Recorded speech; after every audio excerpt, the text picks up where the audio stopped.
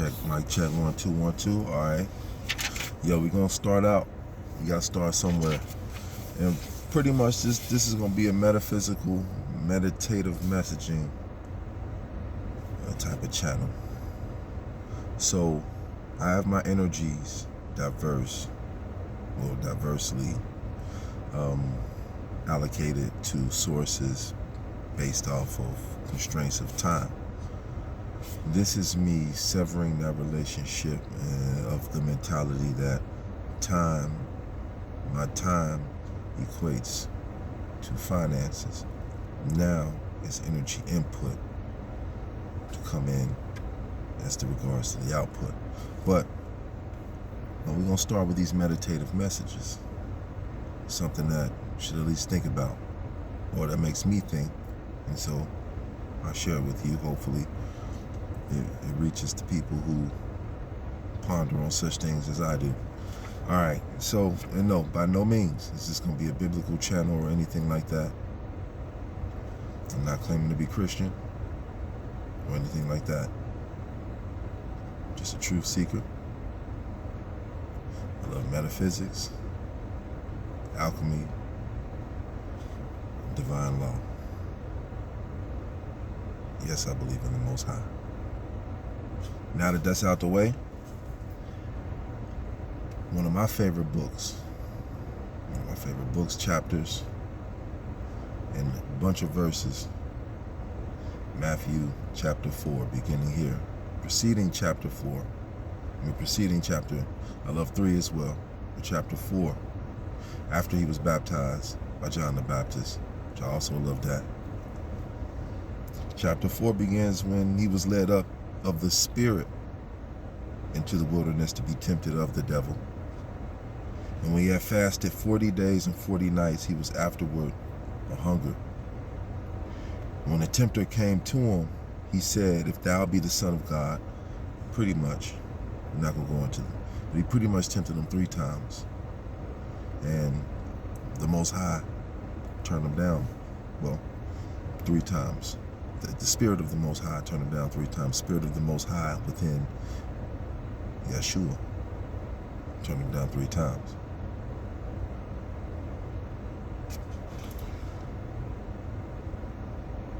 What that symbolizes to me, actually, and this is just conscious thought, because say he was led up of the Spirit into the wilderness to be tempted of the devil. I'm big on chakras. And so, with me coming along this journey, I have brothers and sisters liken this journey to the Matrix. I have many more alliterations that will come with further content from why I refer to this as the Matrix, but it's others as well. But the point being made is, people think just because in the Bible they heard that the Most High gave us free will, absolutely. But your free will choices don't really kick in until your spirit can be led up from the infernal choices only. Most people are living in survival. I'm gonna say this. Most people are living in survival, okay? So, most people's thoughts of free will choices are really prevalent on what's going on in the environment around them, the group of people around them, their circumstances, what they study, what they input, or their input on their day, their dialogue, etc. So they're not really conscious choices of expression. The choices dependent on survival, majority of the times based off of day-to-day, the will to live. I've been a self-starter entrepreneur prior. I have have children, so you have to do what you have to do to take care of your family. So I went from that, going back to the workforce. This is me taking back a lot of my time to get back to freedom and autonomy. That is where the real free will kicks in. When you are aiming to be free and autonomous, and you are aiming to stop using a lot of your time as money for people who are using your same energy as money, not only based off of the time construct, but they're timing how much energy they can use efficient and effectively to generate as much revenue for them and give you a little stimmy kickback for your efforts, which are huge, but it's neither here nor there. So only through autonomy and freedom does free will really kick in, because now you have the absolute choices. Of course, you're still there with your third dimensional survival choices, but depending on the path that you take, now you have choices to connect with the higher, the spirit. And I like when they allude to Matthew's 3, when Jesus, he was baptized, and 4, then he fasted. So he totally cleansed his egotistical self, his personified, masked self. And he came with a renewed temple for the Most High to allow him to do his work through him. And in that, he was able to cleanse all of his spirits. To me, what it symbolizes here, us as man, with each level, there's a whole new devil. Jesus pretty much defeated the devil of every level in this chapter. And so we are going through a time of awakening, brothers and sisters. I'm pretty sure we all hear that. That's no news. I mean, that's no new news. Pretty sure we're here because of that. I'm here because of that. You surfing the net, found this channel, you in this space on YouTube because of that. I watch a lot of amazing brothers and sisters in this space who have found their way. I found my way a long time ago. I'm finding my way of projecting who I am now. But in regards to this metaphysical, alchemical, spiritual journey, well studied, well traveled. Now it's time to be autonomous and the master of self in regards even to the third dimension. So what that alludes to, I'm gonna get back to, with him being baptized and coming back of the water, then fasting, releasing the earth, the manifested earth that's in his body, so he can now breathe freely. He now came of the water. And so, you know, like when Bruce Lee say, you put water in a cup, it becomes the cup. When you come of the water, he now became his fluidity. Now he released all of the slowest vibratory frequency material, earth. That's the slowest vibratory element. He released a lot of that from his body. So now the God essence is able to really channel. Now his spirit, his breath, his spiritu is able to channel through him enormously.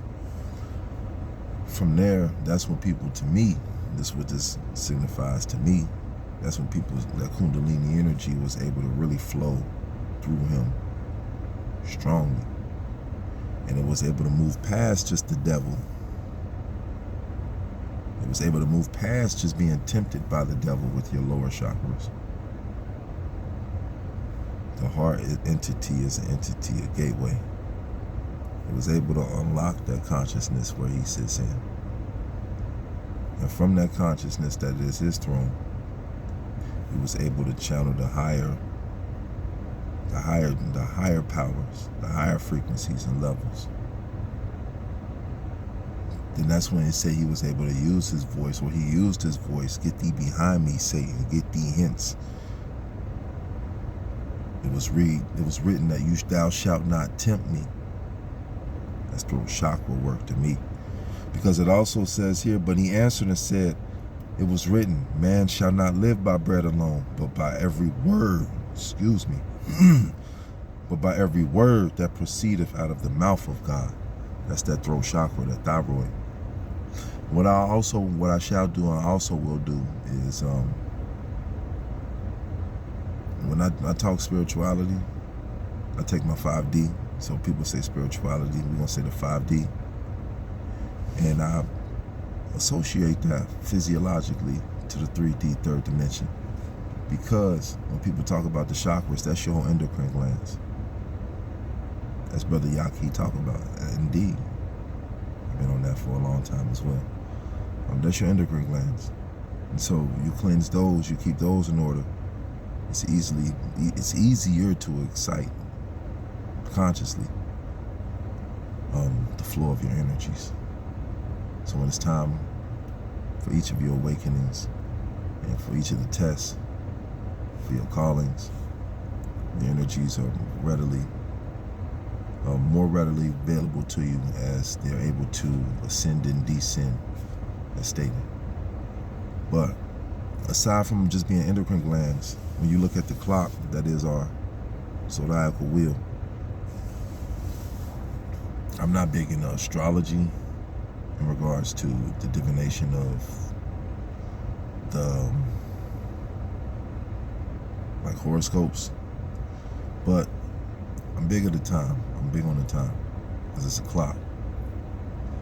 All right, so based on the zodiacal wheel, physiologically, each is interchangeable or interconnected to a region of the body.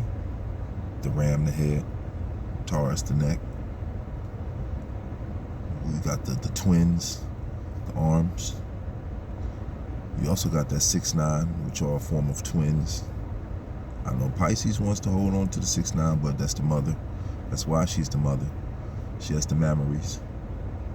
And I'm going to tell you too, pay attention to a lot of people with their sun signs as their signs. You'll see a lot of their characteristics.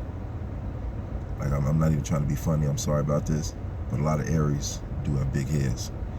A lot of Cancers, they're divinely built. I'm gonna say that.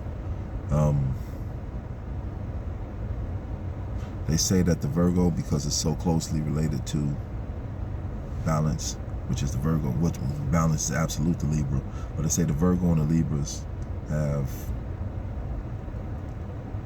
the closest to like perfect anatomy, because they're based off balance, especially the Libra, because Libra being the hips, so it's like balancing everything. Virgo being the intestines, both small and large. That's why you got the M, but then that's why you got that dip underneath that looks like the fish, ichthus. And you know Virgo's opposite or opposition is the Pisces, the two fish. So isn't that funny that the complementary two fish complements the two intestines, one in the shape of the ichthus, the fish. But the Virgo symbolizing the intestines, a lot of times when I've been spiritually and psychically attacked, it's been through my intestines. I feel it through my intestines first. As a Virgo, I get a lot of intuitive gut feelings. So spiritually, I connect them physiologically.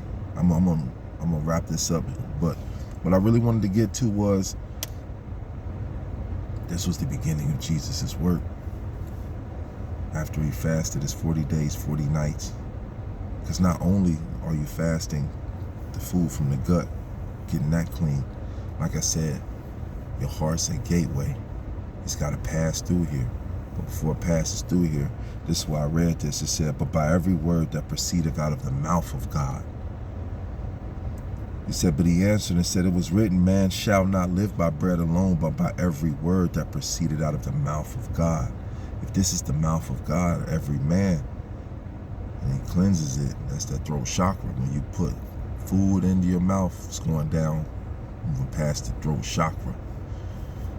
So oftentimes, I say once a year, it is important for us to do a cleanse. Cleanse that throat chakra, cleanse that heart as it passes down, cleanse that crossroad. Cleanse that crossroad. And cleanse definitely the intestines.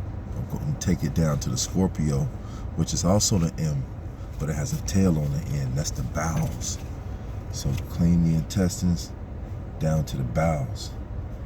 And I'm going to say the heart is a crossroad. There's so many analogies to the crossroads. You got your 4 rivers and 4 ventricles. That's neither here nor there. More to come.